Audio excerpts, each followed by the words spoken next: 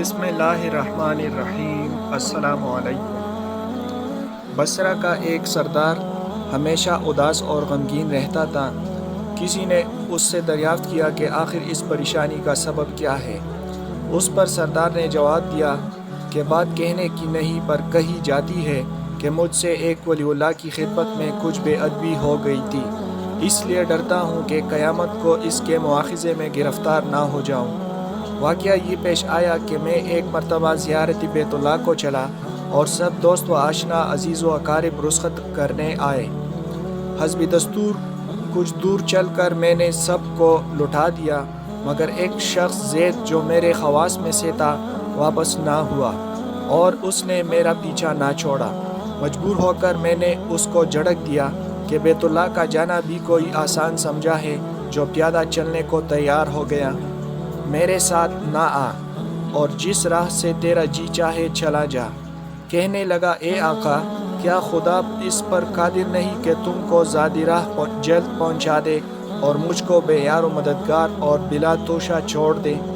یہ کہہ کر اس نے اپنی راہ لی اور میں اپنے راستے سے چلتا بنا راستہ بر کہی وہ مجھ کو نظر نہ آیا۔ جب خدا کے فضل سے مناسک حج سے فارغ ہو کر میں مدینہ طیبہ کو چلا تو کیا دیکھتا ہوں کہ زید آ گیا اور السلام علیکم کہہ کر میرے پاس بیٹھ گیا۔ میں نے حیرت سے پوچھا کہ حج کر آیا؟ کہا ہاں۔ پھر میں نے ظرفتاً کہا، حج کی سند بھی ملی؟ تو کہنے لگے، کیسی سند؟ وہ کس کام آتی ہے؟ میں نے کہا، حج کرنے والے کو بیت اللہ میں غیب سے چٹھی ملتی ہے جس میں لکھا ہوتا ہے فلاں ابن فلاں حج کو آیا تھا اور اس کا حج قبول ہو گیا۔ پھر اسی سند کے ذریعے قبر اور حشر کے عذاب سے نجات ہوتی ہے۔ یہ سن کر زید روتا چلاتا بیت اللہ کو واپس چلا گیا۔ جب میں حضور اقدس صلی اللہ علیہ وسلم کی زیارت سے فارغ ہو کر لوٹا تو کیا دیکھتا ہوں کہ زید پھر آ گیا اور السلام علیکم کے بعد ایک چٹھی میرے سامنے رکھ دی جو ایک نہایت عمدہ ریشمی کپڑے میں سبز خط سے زید کے عذاب قبر اور حشر سے نجات کے لیے لکھی تھی۔ یہ دیکھ کر میرے ہوش اڑ گئے۔ پھر ذرا سکون ہونے پر میں نے معلوم کیا کہ اے زید، بتا تو اس کی حقیقت کیا ہے؟ آخر یہ دولت بے مثال تجھ کو کس طرح میسر آئی؟ تب اس نے بتایا کہ سنو بھائی، جب میں بیت اللہ پہنچا تو کعبۃ اللہ حاجیوں سے بالکل خالی تھا۔ اس وقت میں نے گڑ گڑا کر زار و قطار رونا اور چلانا شروع کیا کہ اے مالک دو جہاں، کیا غریب گناہگاروں کا حج بھی قابل قبول نہیں جو مجھ کو حج کی سند نہیں ملی؟ کیا غریبوں کا کعبہ اور صاحب کعبہ اور ہے جو وہاں جا کر سند لاؤں؟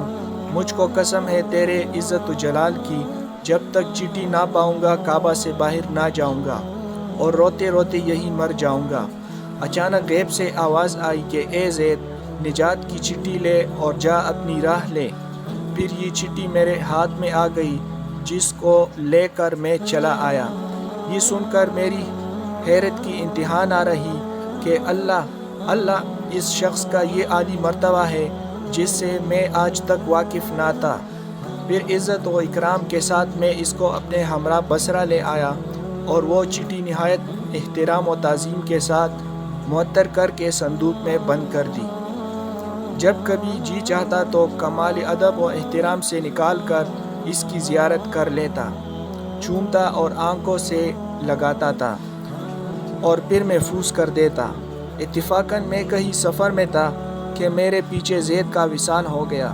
جب میں واپس آیا تو اس خبر سے میرے رنج کی انتہا نہ رہی کہ افسوس میں ایسے ولی کی تجہیز و تکفین میں بھی شریک نہ ہو سکا۔ پھر اچانک مجھ کو وہ چٹھی یاد آئی جو میرے بکس میں محفوظ تھی۔ اب تو میں اور بھی بے تاب ہو گیا اور اپنے اوپر افسوس کرنے لگا کہ سفر کو جاتے وقت میں نے وہ چٹھی زید کو کیوں نہ دی۔ پھر اپنا مہر شدہ صندوق منگا کر دیکھا جو اسی طرح بمہر بند تھا۔ جب میں نے کھولا تو اس میں چٹھی نہ پائی۔ اب تو میرے غم و علم کا کچھ ٹھکانہ نہ رہا اور ایک حشر کا عالم برپا ہو گیا۔ زار و قطار رونے لگا اور روتے روتے سو گیا۔ کیا دیکھتا ہوں کہ طرح طرح کی سجی ہوئی جنت میں زید سر پر ایک تاج رکھے ہوئے زرق برق لباس میں تخت جواہر پر جلوہ افروز ہے اور اس کے چاروں طرف حوروں کے جمٹے ہیں۔ میں نے قریب جا کر سلام کیا تو اس نے کہا اے آقا اس قدر پریشان کیوں ہو؟ میں نے کہا مجھے یاد نہیں وہ چٹھی تو نے مجھے دے دی تھی۔ کہنے لگا وہ تو یہ موجود ہے اور اس کی بدولت یہ دولتی وحشت مجھ کو حاصل ہوئی۔ اب آپ کچھ تردید نہ کیجیے، میں اپنی منمانی مراد کو پہنچ گیا۔ سبحان اللہ۔ جو اللہ کا ہو جاتا ہے اللہ تعالیٰ اس کی سب مرادیں پوری کر دیتا ہے۔ دعا ہے اللہ تعالیٰ ہم سب کو بھی اس واقعے سے سبق حاصل کر کے اس پر عمل کرنے کی توفیق عطا فرمائے، آمین۔